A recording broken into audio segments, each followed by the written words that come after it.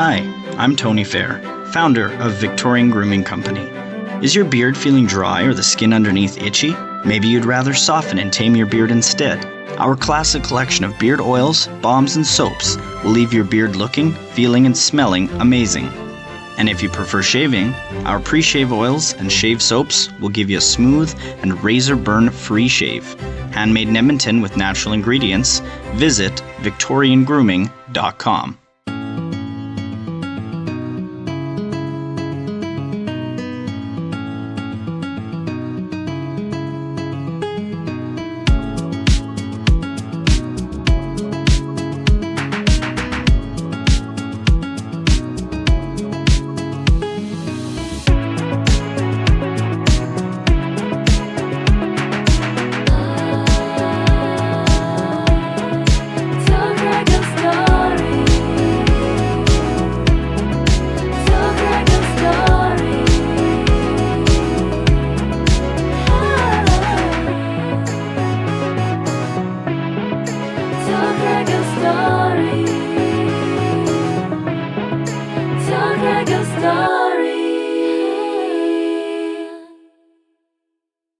Ben, Luke, how you doing tonight?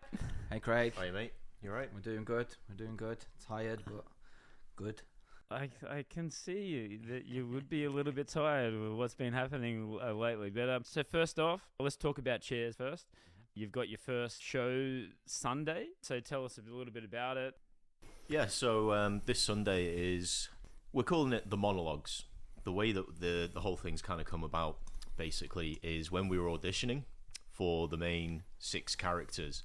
The way that we set it up was we invited everyone who was auditioning to prepare a monologue basically around the same kind of themes and ideas, you know, sort of loss, addiction, trauma, all the kinds of things that we want to see in chairs basically.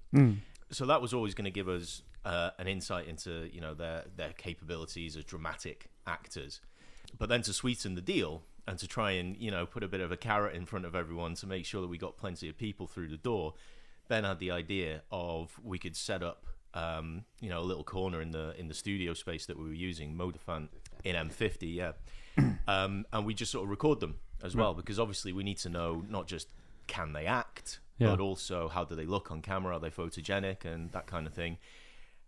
And the level of quality of the work that we got, it just, you know, we ended up having the sort of the idea that, you know, this could actually be something in its own right, you know, because the breadth of work that was on display. So some of them prepared monologues that were from movies that they liked. Right. Some people took a look at the short description, the bio of the characters that we'd written, and came in and just, you know, improvised on the spot. Yeah, that's a talent. Really, really good. Yeah. But, you know, some of them were talking about their own experiences as well, so it was almost like an actual chairs session, right, for them. You know, we even had someone coming in and doing some poetry. That was really impressive. So yeah, Ben had the idea then to you know, let's turn this into an event. Yeah. Basically, what we've got on Sunday is a lineup of people. I wanted to try and use as many of my connections as possible that I've built up in Shanghai over the years. So I went. Sorry, how long have you been here now? Oh gosh, well, on and off. I mean, I just spent 6 months out, but before that, I was probably in total, it's probably been about 9 years now in Shanghai. That's a good innings. Yeah, so it's a very good innings. Yeah. I didn't think I would be back. That's for sure. But yeah, like in this moment with what we were doing, I thought, you know, all events are very similar.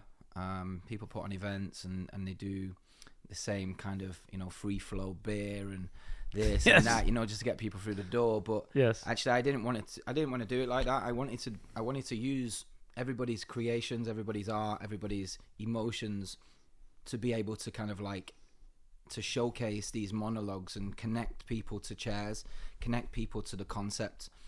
We'll start off with a singer, Erin. So Erin is she's I think she's Chinese. I'm not sure where she's from in China, but she's been here for a while. She's very well known on the music scene and she's got an amazing voice. So I invited her to a studio couple of weeks ago, and I wrote a song for her. Well, we wrote it kind of together, we were sat there in the studio, but I wrote a song for her, but the song is based on one of the characters, Kel, who's kind of like a hopeless romantic. She's unlucky in love. Men don't really take her seriously and stuff, and she's kind of got this broken heart that she can't really, she doesn't ever really get over, and she's obviously always looking for somebody to be with, and she's just pushes a little hard. Yeah, she's a bit vulnerable, you know what I mean? Yes. And, she's a bit excited when she thinks she's found right.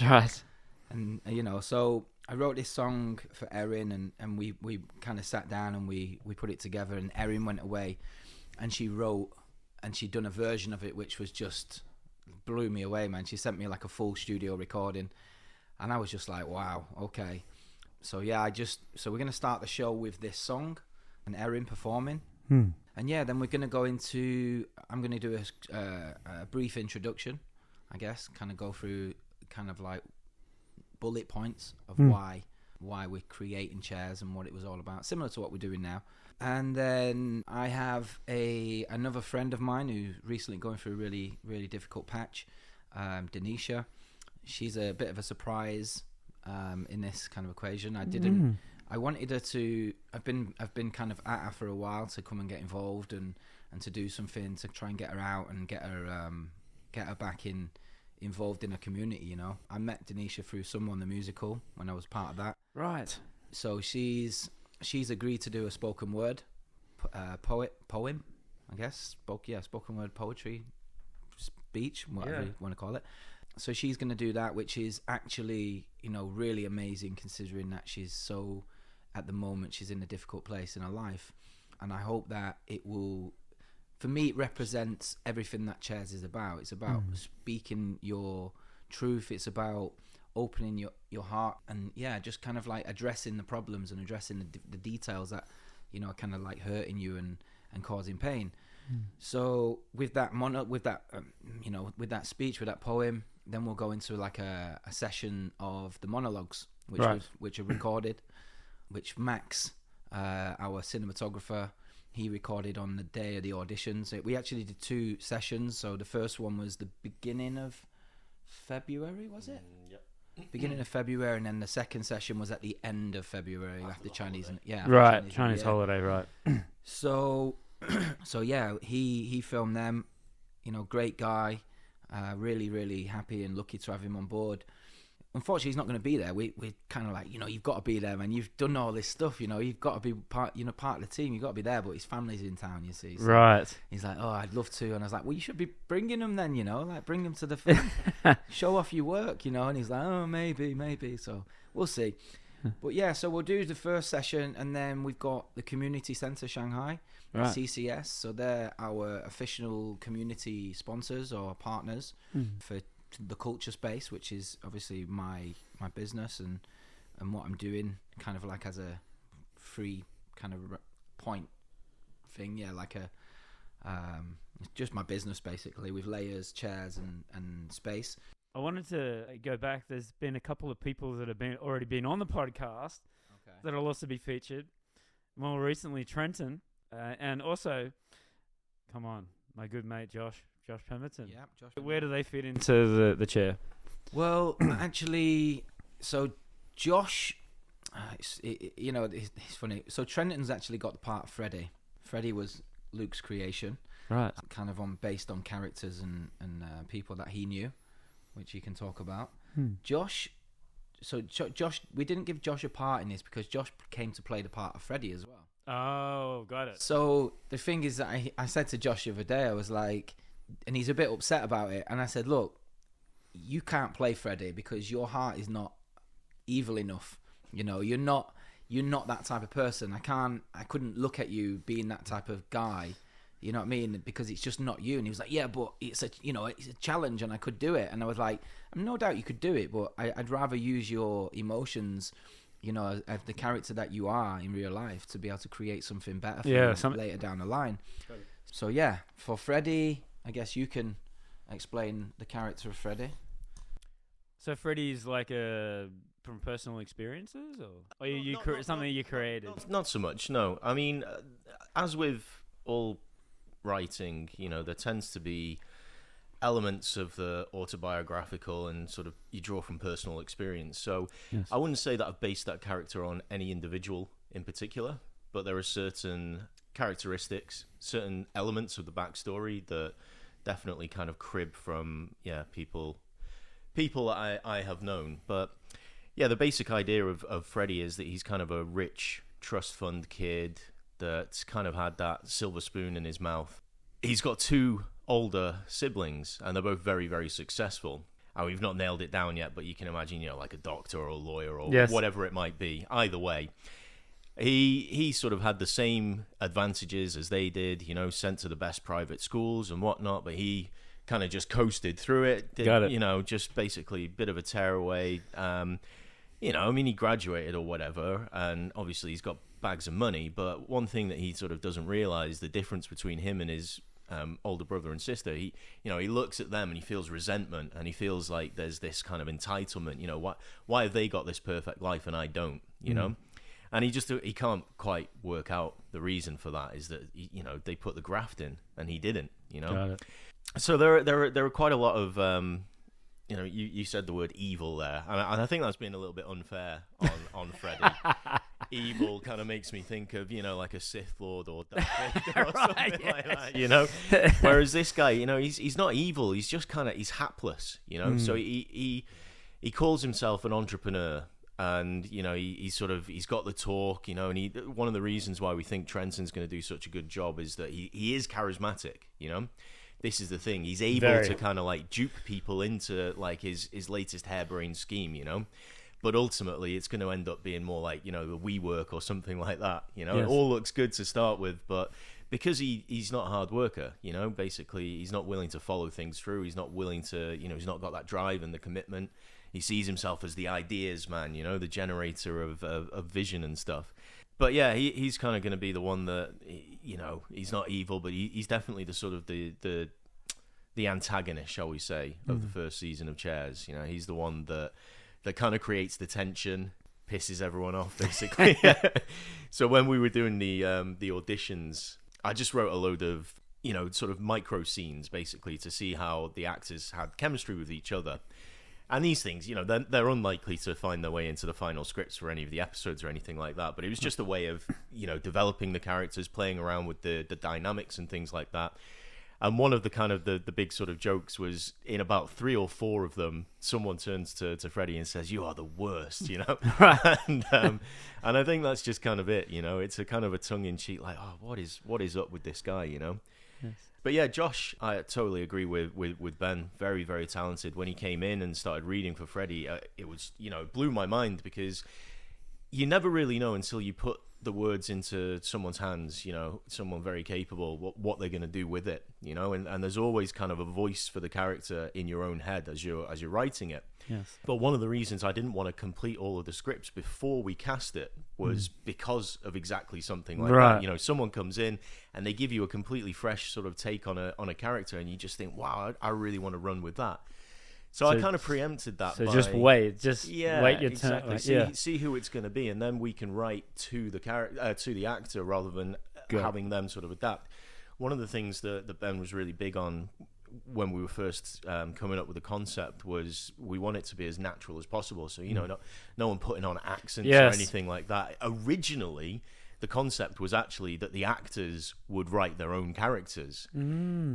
But I shot that down very quickly, just because. Why is that? It becomes quite problematic. People get very precious about things that they've created themselves.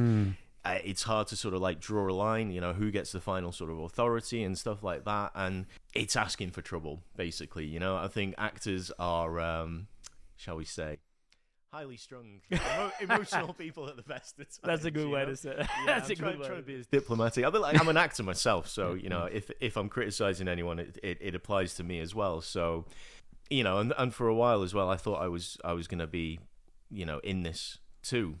But then I decided that I'd rather focus on directing the actors and writing it and sort of helping Ben to sort of tell the story and get the vision realized, because I think sometimes you got to pass it on to another generation, you know. Yeah. And there's so many talented people out there as well. I'm really sort of glad with that decision, because yeah, we got everyone together. Well, with the exception of Trenton, he was in Suzhou, so we had him on the big screen behind you. All right. Actually, and everyone else was here, and it was just so nice because we'd done 2 separate auditions, you know.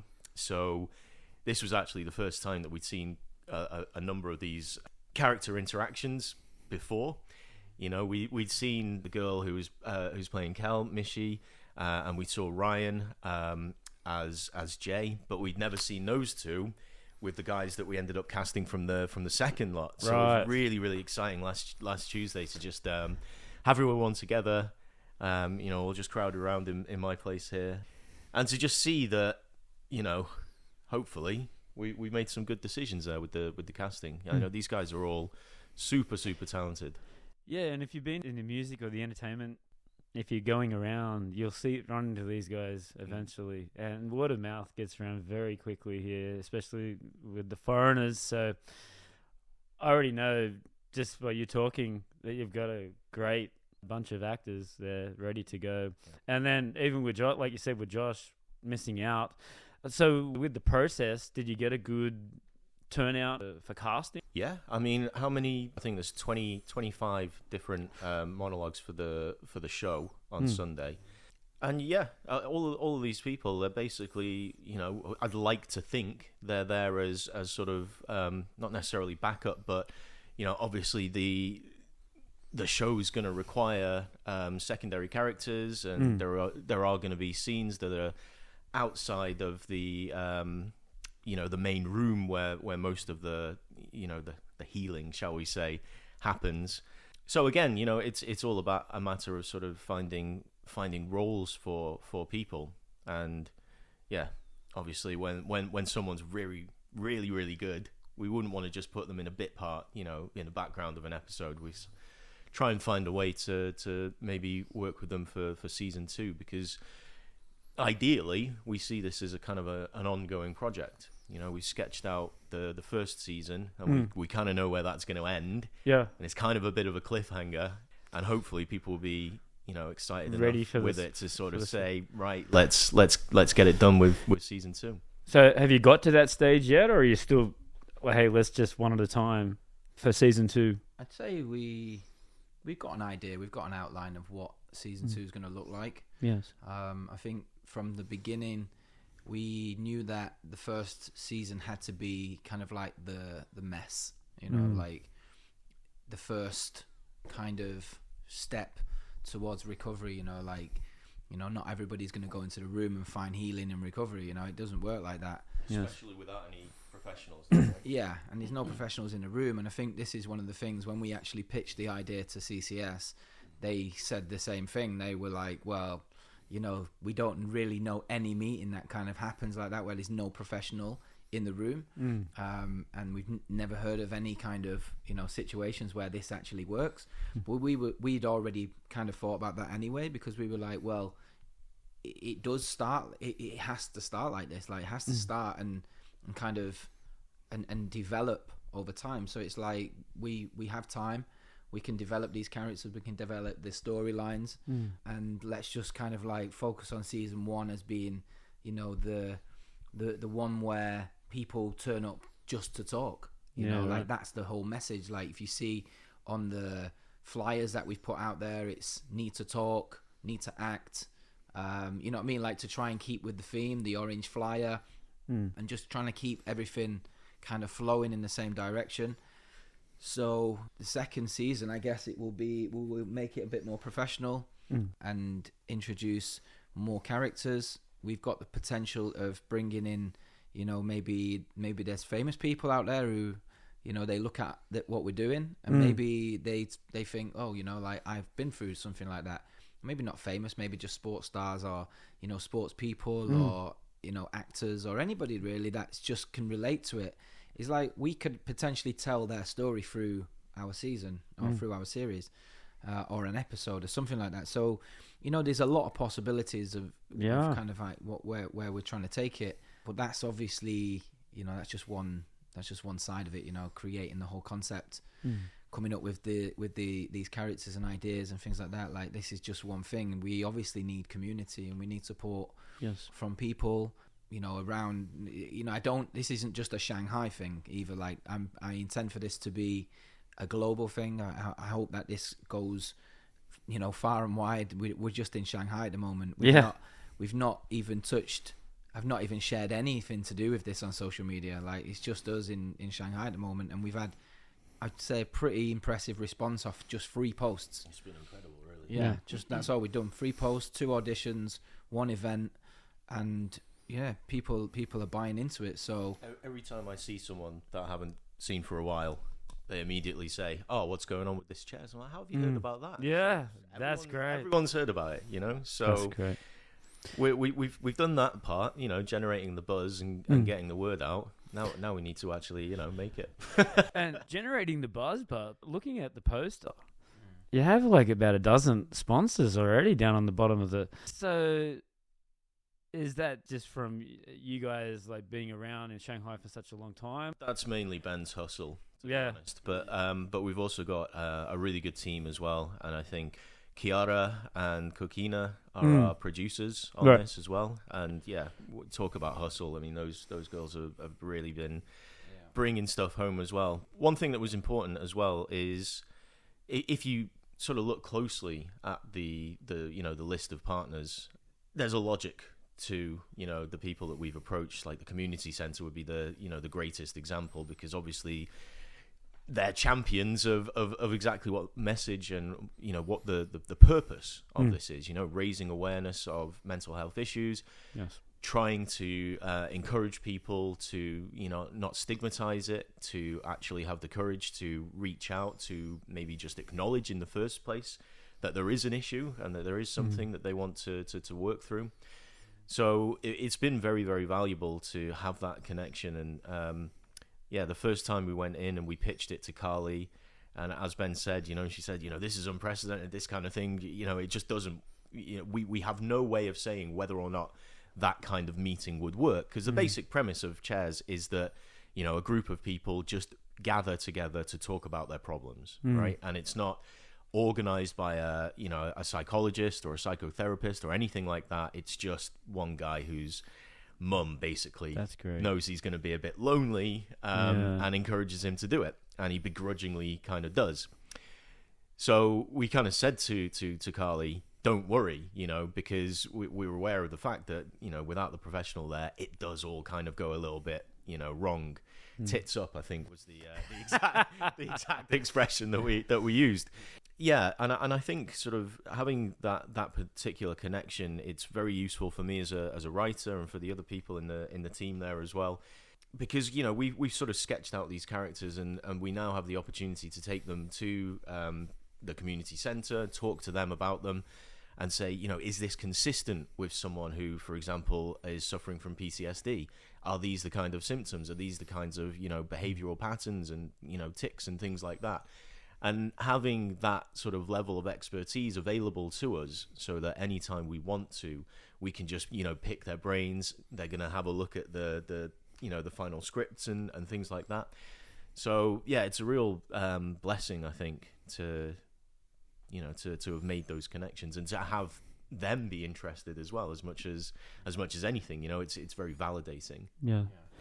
One thing that we obviously like Luke said about, there's a kind of like a purpose to these.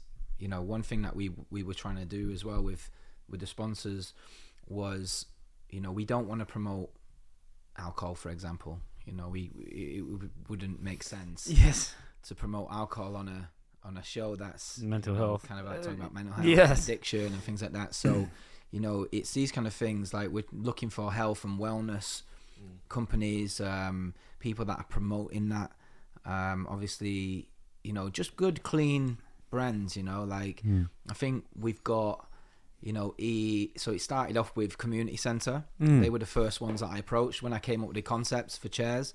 They were the first kind of organization in my mind. Like, I just knew that it was like they came hand in hand. It was like Chairs, bam, community center. That's my direction, So tell us about the community center? Like, just a little bit of a background on it. They provide counseling. They've been here for 25 years in Shanghai, plus 25 years. So is it a foreign and China? Same towards expats, okay, but great. it's also they work closely with the locals as well. They offer like workshops and classes and experiences and things like that. It kind of, I guess one of the things that I guess they would be good for that they do is like introducing new expats, new foreigners coming into the city and giving them a kind of like a welcoming base. So people go to the community center and they'll have a lot of different things, like you can do Tai Chi, or you can go and do some painting classes, or do Chinese lessons or something like that. That's just fantastic. a community where people can just kind of like arrive and hit the ground running, I guess. But it's not just that. They do obviously counseling sessions. They've got therapists online. They've got life coaches. They've just got a bunch of different people who are all supporting this kind of community, and there's a lot of stuff that they do, and they've been doing it for a long time. So for me, I seen that they've been doing that for a long time, for many years, and like I said, as soon as I came up with and I thought about this whole thing, it was like I need somebody like the community center to help kind of project this in the right direction, set the benchmark really for the sponsors that we've got.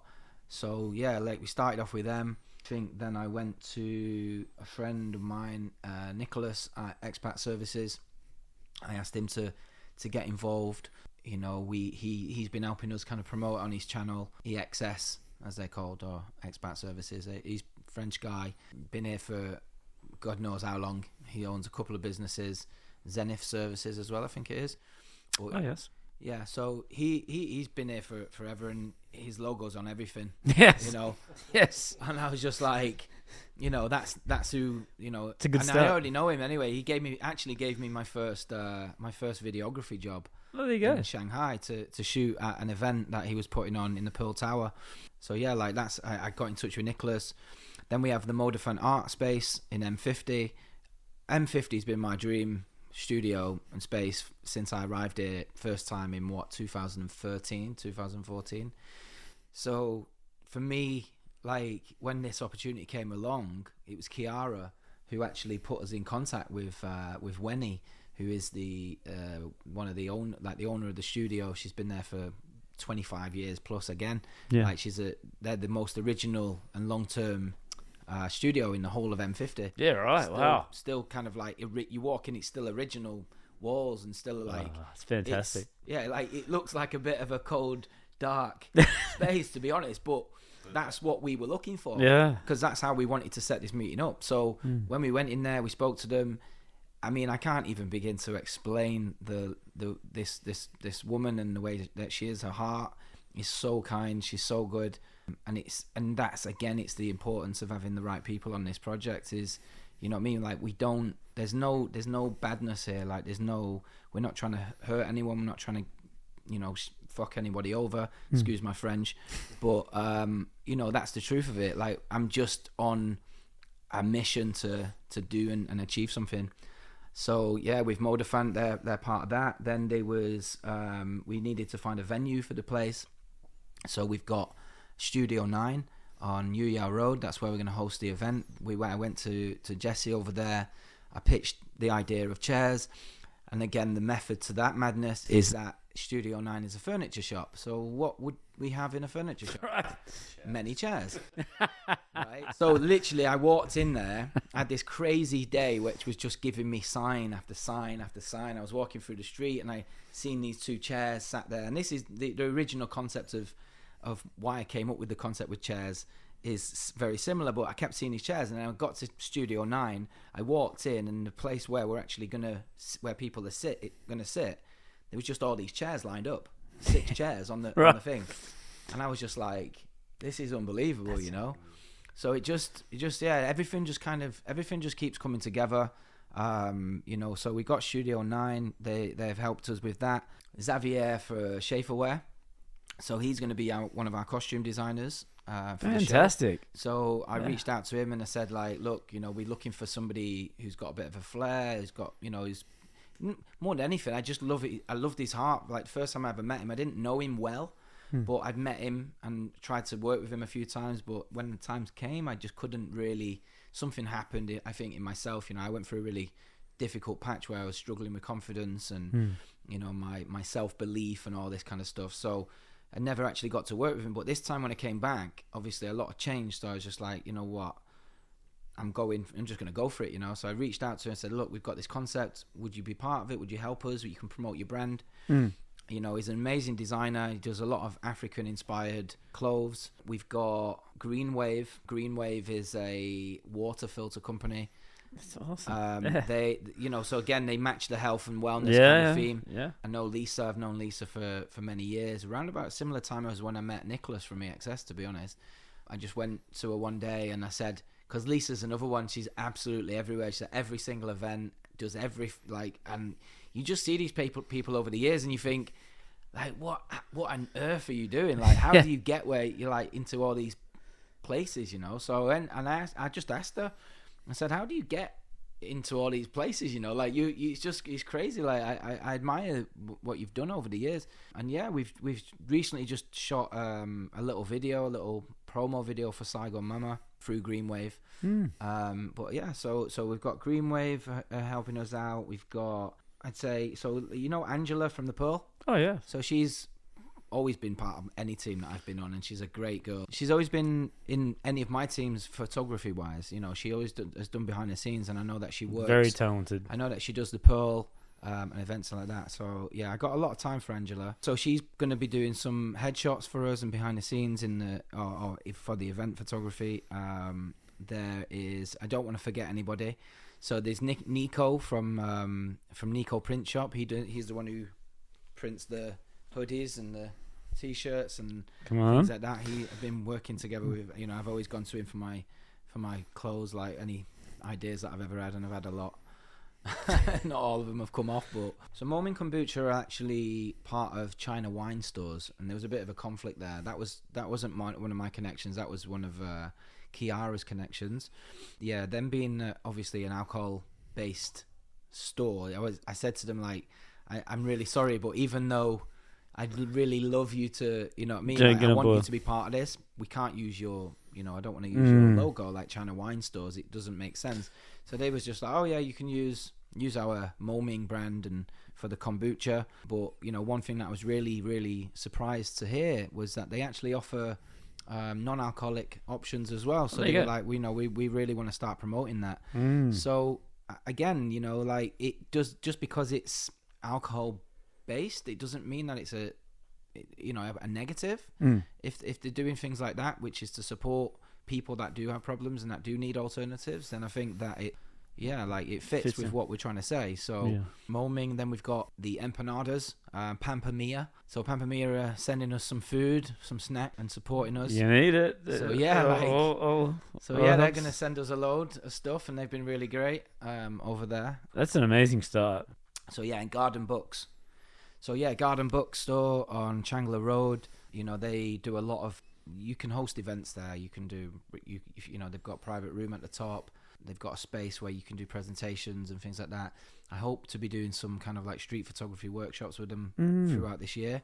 I meant to do one over Chinese New Year, but I'd done it on the 10th of February. So. Like an idiot, but that was Coquina saying, just do it, and I was like, no, because nobody will turn up. and she talked me into it. She'd be like, it'll be fine, don't worry about it. As she does. And yeah, nobody turned up. So unbounded positivity, which in many scenarios is a very, very positive thing. But it's not all conquering, unfortunately.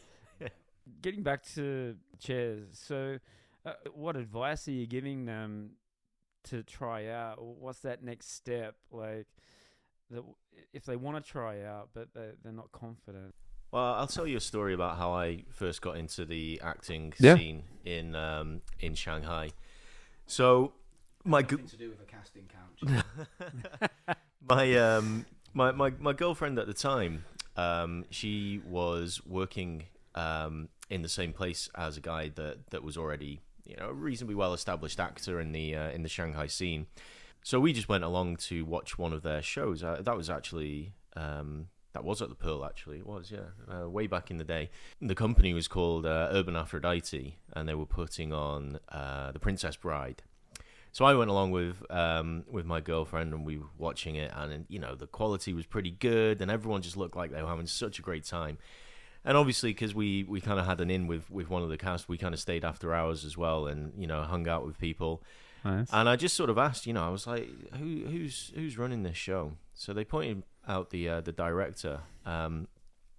She's left Shanghai now, but she used to be an absolute tour de force, a powerhouse of the Shanghai scene. A lady called Anne James, something of a mentor to me. So I just kind of sidled up to her, and I sat down and I said to her, "How does one go about getting into all this then?" Yeah. And she just looked at me and she goes, "Honey, you're doing it." And honestly, There you go. I wouldn't say that anything's changed, really. Ultimately, it's just a matter of having the goal, I think, having the courage to just kind of say, how do I do this? Because if you don't sort of reach out to someone that's kind of in those circles, you're not likely to see all of the messages and the casting calls and things like that. And as with most things, I think, in Shanghai, there is a really vibrant scene, and people are very sort of friendly, welcoming, and really sort of energetic and enthusiastic. And honestly, as soon as you just got to go and grab it, basically. Once you put yourself in the right places, things just tend to start happening quite quickly. That's what happens in Shanghai, and that's what I love about it so much. The opportunities here are just endless. Yeah, every time I go home, to visit back in the UK, and people are always just, there's this weird assumption, that you're not really enjoying it, or for whatever reason. Yeah. It's weird, I know. isn't it? Same in Australia as well. And there's always that assumption. She's like, "Oh, when are you moving back?" And I'm like, "Well, first of all, I hate the UK now. Everything about it, like post-Brexit. It's just Sorry, it's my miserable. UK fans. I'm only kidding. I still like visiting for a holiday, but no, I mean it's miserable. It's expensive. There's a cost of living crisis going on. Everything after we're not even part of Europe anymore. So I kind of, when they sort of ask me, why are you still there? And I'm like, well, I was captain of a dodgeball team, I manage a football team, I've got my acting community, I'm doing a project with, my life is here. Yeah. I've got my cats, and I've been in the same apartment for 5 years now, which is longer than, when I was living in London, I was only there for 7 years, and I had 12 different apartments, just kept bouncing around. So I think the thing about Shanghai is that, it's easy to find things to do. It's easy to get established. And whatever it is that you're into, you can find people that are like-minded, I've got mates who are into, board games and D&D and stuff like that, and they can always find a table to play at. So I think when it comes to getting involved in pretty much anything in Shanghai, it's just finding out who runs it, who's organising it, because the chances are you'll find someone. Yeah. Ask around. Yeah. Yeah. How did you two guys get involved business-wise? Yeah, we met on the 48-hour film project that they do every year here in Shanghai. I love that concept. Yeah. I joined the team with Tom and Danielle for Bounce House at the time, and they just invited me along. I was just like, yeah, whatever. Like, I was like, what do you want me to do? They were like, can you edit? And I was like, yeah. So I ended up editing, but I think I kind of did a lot more than that as well. Like, me just being in my nature as like, spotting the gaps and seeing where, I needed to, where I could place myself and just kind of help and things like that. So I guess, yeah, I just started, and that's where I met Luke, and Luke was acting as a Russian police officer. No. Was he Russian? He was Greek, I think, or from that kind of Milos. Papa. I don't know. It felt it was Milos. So what they do with the 48-hour is the concept, they give you two genres, which you can choose one, or you can try and get them both into the thing. They give you a line of dialogue which has to be included. They give you a prop that has to be included, and they give you a character name and their profession. So I think it was a detective called Milos, And because of the name, I just thought, well, this guy, he's probably Greek or something, or from that sort of, neck of the woods. So I had a bit of an accent there, which it was pretty funny, to be fair, and it was a lot of fun, the whole experience, and things just kind of blossomed from there, I guess. Yeah. We worked well together. We edited the footage. We got the film in. Yeah, I think we won a couple of awards that year. Oh wow! So yeah, we definitely didn't win the big ones. You know what I mean? Because we all know there's only one team that wins the big film festival. I'm not mentioning any names, but that's the way it is. So, but yeah, like it was fun, and I think for anybody, kind of wanting to do that, yes, it's a great experience. Yeah. Second year we did it again the year after. This time I had a bit more, I guess, a little bit more influence. We changed the team a little bit. We changed the cinematographer, but we made a film called Broke. First was Surface Tension, and then was Broke. But Luke was kind of on the edge of that project. Broke. I wrote it. Yeah, but you were on the edge. What do you mean? What did you want me to you do? wrote it, but there was a lot of influence in that room, and I think that's one of the things is one of the problems I think that we had with Bounce House was that there was a lot of people. There was they're saying too many chefs spoil the broth. Yes. So it was kind of like too many people came in and got jobs that they really didn't know how to do, and just kind of ended up in doing another job that they could do, and it overtook something, you know what I mean? And then you had Luke crying in the corner. I'm joking. I wouldn't go that far. I did sort of throw my toys out of the pram a little bit. Because, so I was part of the team that wrote it. Sorry, I shouldn't say I wrote it because, as with Chairs as well, there's a big group of talented writers that are helping me with that particular task. But yeah, on Broke, I think I'd sort of agreed to be the assistant director, and then once I realised what that actually involved, I didn't really feel like doing it. So Right. I was kind of just a little bit absent when everyone else started just basically doing stuff for me. So I was, I was quite involved up to the point where we started shooting, and then I was just like, you know what, I'm just going to let everyone else take care of this, because it really was just sometimes you need a lot of people on a big set, and sometimes you just need a lot of people to get the hell out of the way. Yeah. And I didn't feel like I was necessarily contributing that much. I was kind of duplicating work, if anything. Yeah. So sometimes you just kind of need to make that decision. I mean, it's all very well to kind of like having people, hangers on and stuff, and having people there, they're sort of ready and willing to, to help and learn. But sometimes you just kind of need professionals and people that know what they're up to. I think 48 Hours is a really fun thing for people absolutely. to do to get their feet wet, just to sort of try it out. Because I don't think, even though it's a competition format, I don't think there's a huge amount of pressure. It's kind of exhausting. It's a real challenge. You get to the end of that weekend and you're just absolutely emotionally fried. Yes. I mean, if you don't take the Monday off, you are mad, basically. I know a lot of people, people who are teachers or whatever, they don't really have the option of just taking a day off. Yeah. I always feel sorry for them, when it comes to the next sort of day, and it's just like, oh, you guys must be feeling absolutely broken. I wouldn't be surprised if there are a few, coffee cups being thrown at the kids during that day. That would be. But like you said, I love the concept, and the one that you invited me to a couple of years ago, it was they had to have a lighter in there. That was Broke. Yeah, Broke. They had to have a the lighter. comedian, They had not allowed to have promoting. And then one of the films had a Nike. Yeah, it was wearing a Nike shirt. Oh yeah, instant disqualification there.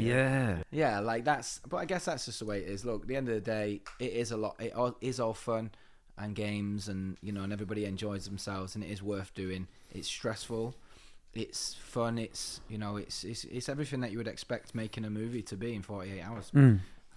But yeah, like I think that's so basically that's where we kind of learned to work as a team, learn to work with other people, know and understand what people were good at, what people were not good at. Yeah, it was a big learning curve. I'd already been kind of working as a videographer and photographer for a while anyway in the city, so I guess I had my own style of directing and my own style of making projects and stuff like that. So it was just really cool to to finally be in a bigger team, I guess. And I think everything that I went through for sure, like over the past few years, and probably Luke as well in his whole career, with, you know, acting and everything. I think that when we look back, all that's prepared us for what we're doing now. Yeah. You know. Yeah, absolutely. We're not perfect. Far from it. We, you know, people might think that we know what we're doing. We know a little bit of what we're doing, but making it up as we go along. Yeah. Don't we? Yeah. We're just seeing it. We're just going for something. We're just saying, you know what, it's now or never. Like, we've got to take this to the steps that, you know, we need to take it. You can go a long way on good instincts, I think, and we just got a feeling. You know, every time that we've worked together in the past, there's always been good chemistry. Yeah. And I think the best sort of thing about this sort of dynamic duo, this partnership, is in as many ways as we are similar, we are also kind of opposites, you know. So every time I've got a big sort of gap, he kind of comes in and fills it, and vice versa. Got it. So he's the guy. So he tends to be, you know. Makes us sound like we're doing something naughty on our script readings. Jesus Christ. Yeah, that could be another podcast. Very talented boys, yeah.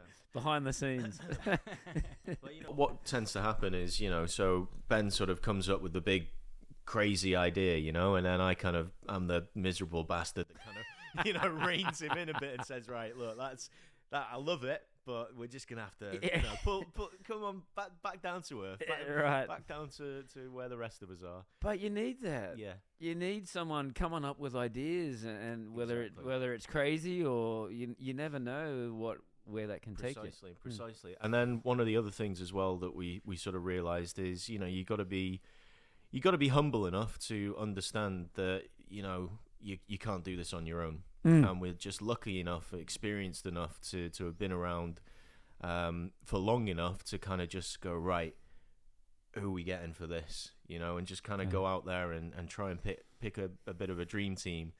I mean, there's a whole bunch of talented people out there that aren't involved in chairs in any kind of way. Yet. Well, yeah, exactly. You know, I think that's also one of the great things about Shanghai is just the, you know, the sort of the depth of the talent pool that you can go and draw from. So yeah, you know, going back to that whole sort of idea of community as well, it's not only is chairs the crew become its own little community, but the actual show itself is about community. You know, It's about people who are feeling lost and helpless and desperate and lonely, finding some solace, you know, in sort of coming together. And I think that, you know, it's nice how sort of art imitates life in that sort of sense, you know. Shanghai is a big city. It's easy to get and lost, if you're by yourself, you can get lost very quickly. But these avenues that you're talking about, it's so positive, and I think it's great for the people living here. Hi, I'm Nigel the Shanghai Psychic. I can tune into your loved ones in the spirit world, but I can also tune into you, tell you about your path and the choices that you need to make and need to know. I'm currently giving 30% discount on all Tell Craig Your Story listeners. Just use the code Tell Craig Your Story for 30% off your first psychic reading with me online at Nigel the Shanghai Psychic.